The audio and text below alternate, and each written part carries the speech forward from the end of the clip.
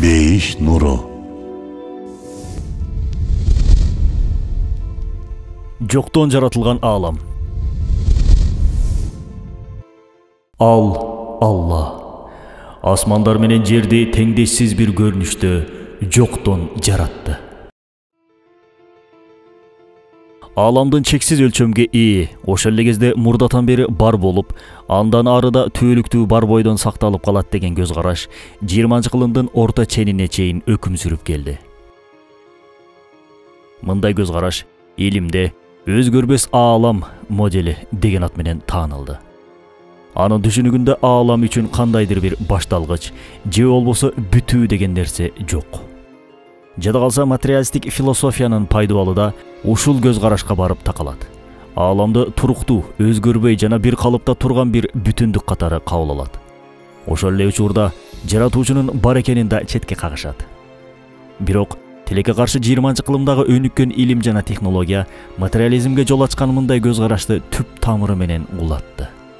Бүгүнкү күндө ааламдын башталгычы бар экенин, жоктон жана чоң жарылуудан пайда болгонун астрофизиканын бир топ байкоо жүргүзүүлөрү, сыноо тажрыйбалары жана эсептөөлөрү далилдеп көрсөттү.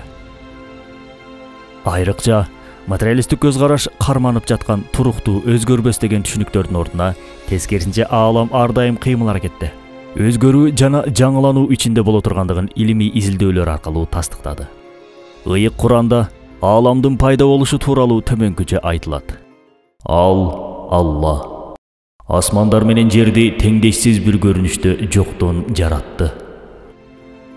Курандагы бул аят бүгүнкү күндөгү илимий изилдөөлөргө толук шайкеш келүүдө.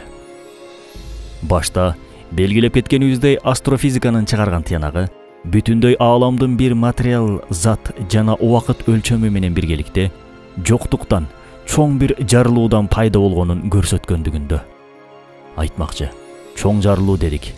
Аны илимдин тили менен Биг Бен теориясы деп аташат. Биг Бен теориясы ааламдын болжол менен 15 миллиард жыл мурун кичинекей бир бөлүкчөнүн жарылуусунан улам жоктон пайда болгонун далилдеген. Чоң жарылуудан мурда бөлүкчө, зат деген нерсе жок болчу. Бөлүкчө энергия, атүгүл убакыт деген бир нерсе, тагыраагы эч бир нерсе жок кезде жоктуктан бөлүкчө зат, энергия жана убакыт деген нерсе бир учурда пайда болгон, жаратылган. Адамзат илими 20-кылымда араң ачыкка чыгарган бул улуу чындыкты Ыйык Куран бизге 1400 жыл мурун кабар берген.